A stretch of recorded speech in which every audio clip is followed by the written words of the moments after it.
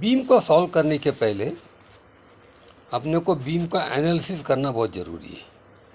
So now we will analyse a continuous beam and after analysis is carried out, then we will go for the design portion.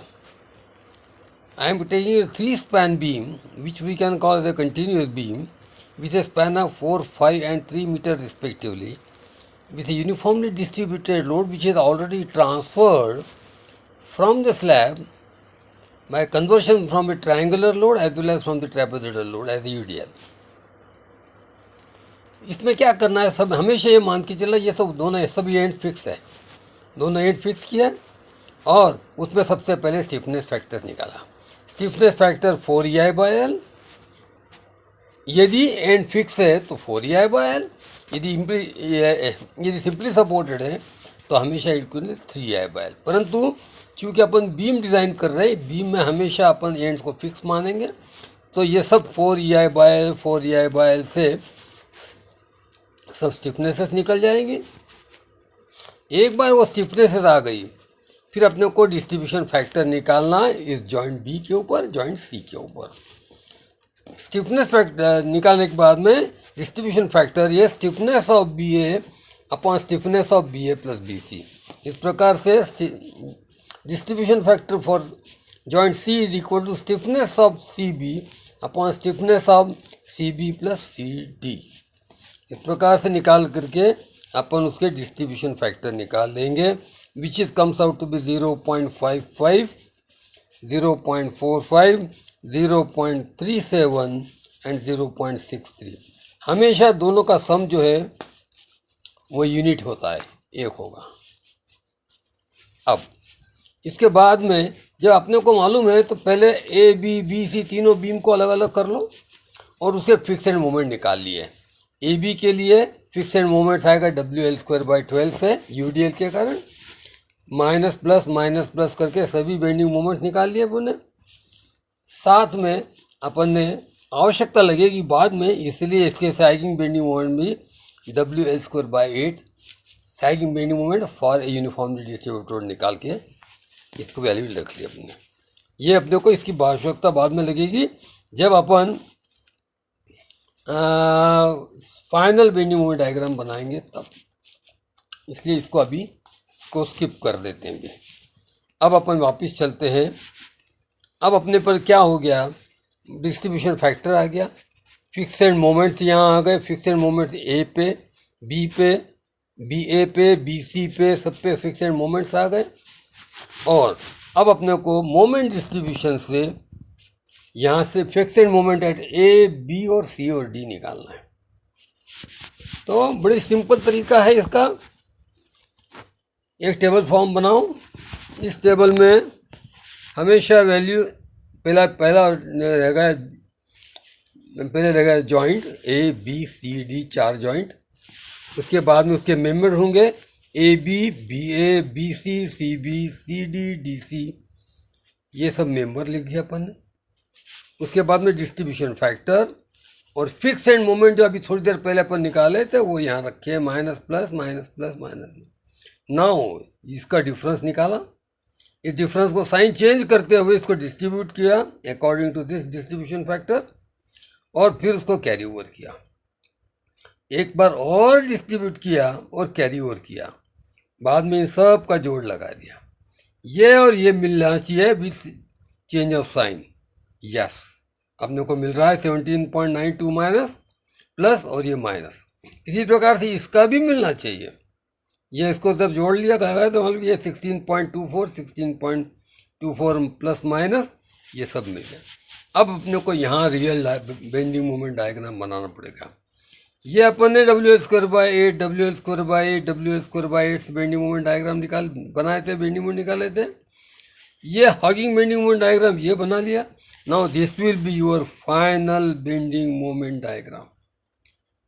यहाँ अपने को ये negative मिल रहा है, इतना positive मिल रहा है, इतना निगेटिव मिल रहा है और इतना पॉजिटिव मिल रहा है.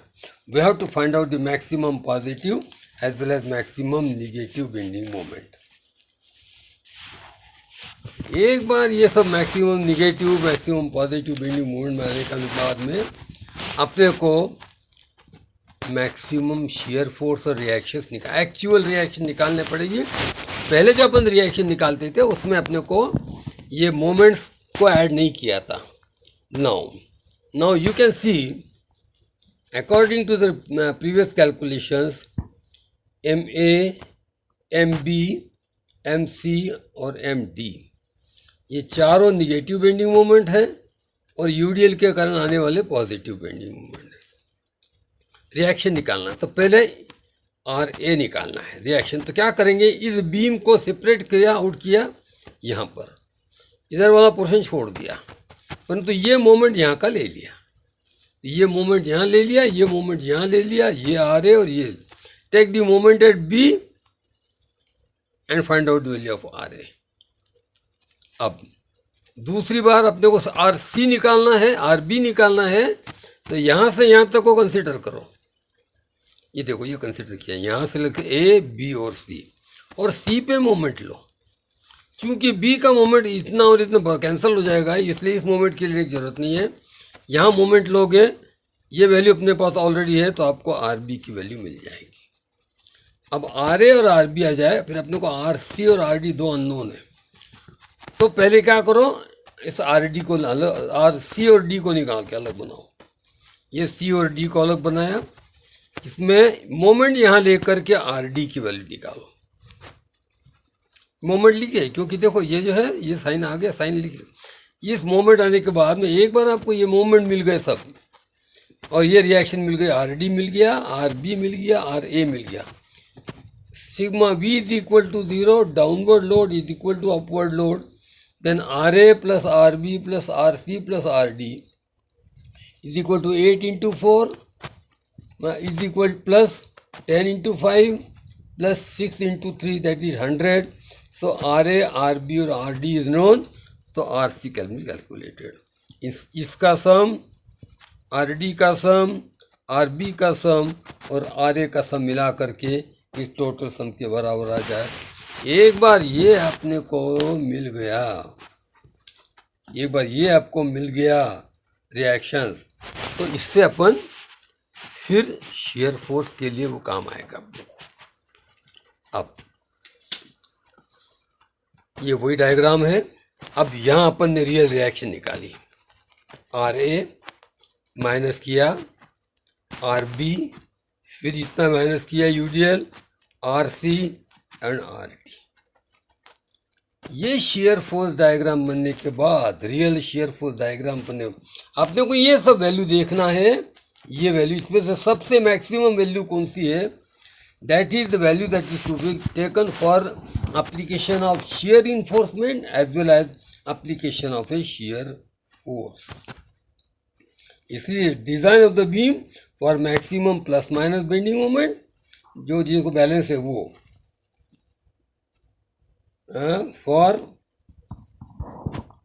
finding out value of depth and the area of steel, bending moment का के लिए निकालना है D और ASD के लिए, एंड शेयर फोर्स का के लिए निकालना है और मिनिमम चेक और शेयर इन्फोर्समेंट के लिए। एक बार ये आ जाए तो फिर मुझे लगता नहीं कि कोई इतना डिफिकल्ट पार्ट है डिज़ाइन करना। We can very easily design all the calculation. When we know all the calculation, shear force is known, maximum bending moment is known, then अब सवाल ये उठता है, जैसे अभी मैं थोड़ी देर पहले बात कर रहा था, यहाँ से ये वैल्यू आपको पता है, ये वैल्यू पता है, और ये मैक्सिमम मालूम है W²/8।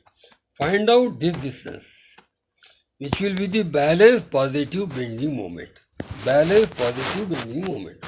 इसी प्रकार से ये और ये देख लो, इसमें से जो मैक्सिमम वैल्यू है that will be the minus, that is negative maximum bending moment। ये निगेटिव का मतलब ये है, ये सपोर्ट के ऊपर निगेटिव बेंडिंग मोमेंट आ रहा है।